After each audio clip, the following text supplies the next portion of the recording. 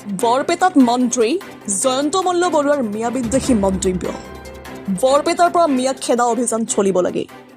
নিৰ্বাচনৰ দিন যিমানেই চমু চাপি আহিছে সিমানেই বৃদ্ধি পাইছে উত্তেজনা। বিশেষকৈ মিয়া খেদা অভিযান, অচিনাকি লোক, বাংলাদেশীৰ বেদখল আদি শব্দৰে ৰাজনৈতিক পৰিৱেশ যেন আৰু অধিক উত্তপ্ত হ'ব ধৰিছে। তেনে সময়তে জলাজয়ী ঘিউ দিয়া সদৃশ মন্তব্য ৰাখিছে মন্ত্ৰী জয়ন্ত মল্ল বৰুৱাই।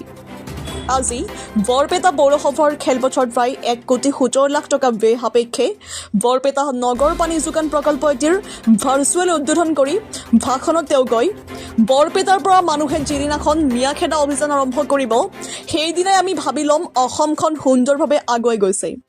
খিলঞ্জীয়া মানুহৰ অস্তিত্ব ৰক্ষা হ'ব সেইদিনাৰ পৰা। অচিনাকি মানুহক ইয়াত আৰু চলিব নিদিওঁ। বাংলাদেশী মিয়াৰ পৰা ৰক্ষা কৰিব লাগিব সত্ৰসমূহ মাটি।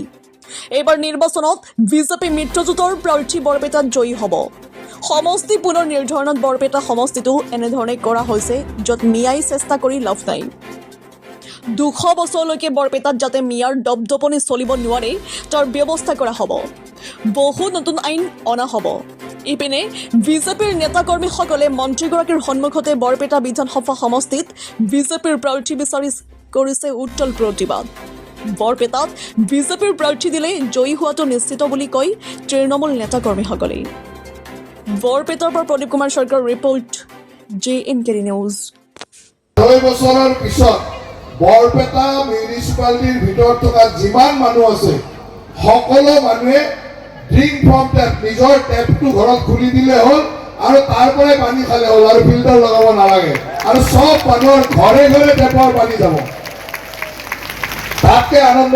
সেইকাৰণে মই আজি আপোনালোকৰ মাজলৈ আপোনালোকৰ উৎসাহ দেখা পাই সঁচাকৈ ধন্যবাদ দিছোঁ, সকলোকে শুভেচ্ছা জনাইছোঁ।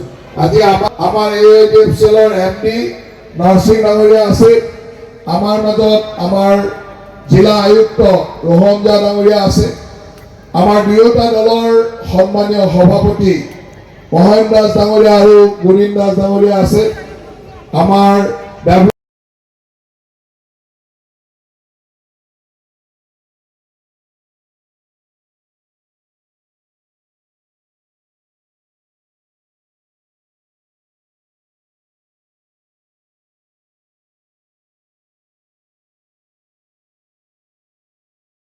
এইবাৰ দিব নোৱাৰে। এইবাৰ আমি এনেকে বনাইছো বৰপেটা সমষ্টি, ডিলিমিটেশ্যন এনেকে হৈছে, এইবাৰ মিয়াই চেষ্টা কৰি লাভ নাই।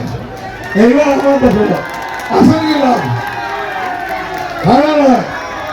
গতিকে আমাৰ আৰু